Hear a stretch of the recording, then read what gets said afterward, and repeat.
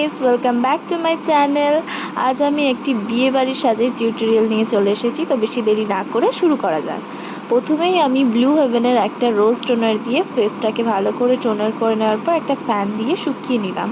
তারপর আমি জয়ের একটা ময়শ্চারাইজার নিয়ে, এটা খুব অ্যাফোর্ডেবল প্রাইসের একটা ময়শ্চারাইজার, এটা নিয়ে পুরো ফেসে ভালো করে ম্যাসাজ করে নিচ্ছি।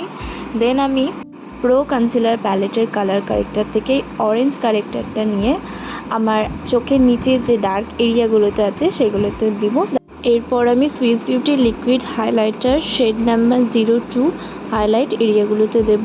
আর এরকম একটা ব্রাশ দিয়ে পুরো ফেসে এটাকে ছড়িয়ে দেব। এটা ছিল বেলির ব্রাশ, তো বেলির ব্রাশে সাধারণত নাম্বার থাকে না, তাই আমি নাম্বার বলতে পারছি না। এটা হচ্ছে রিকোডের ফাউন্ডেশন, যেটা আমি দুটো শেড নিয়েছিলাম, ডার্ক অ্যান্ড ফেয়ার। তারপর সেটা ভালো করে ফেসে অ্যাপ্লাই করার পর বিউটি ব্লেন্ডার দিয়ে ড্যাব করে নিচ্ছি। এবার আমি সুইস বিউটির একটা কনসিলার নিয়ে হাইলাইট জোনগুলোতে হাইলাইট করছি আর ভালোভাবে বিউটি ব্লেন্ডারের সাহায্যে ব্লেন্ড করে নিচ্ছি। আমি সেম কালার কারেক্টার প্যালেট থেকে একটা ডার্ক ব্রাউন শেড নিয়ে পুরো ফেসে কন্ট্যুরিং করছি। আর আই ম্যাজিকের লুজ পাউডার আমি এখানে ইউজ করেছি পুরো ফেসটাকে সেট করার জন্য। আর এরকম একটা ফ্লাফি ব্রাশ দিয়ে ঝেড়ে নিলাম।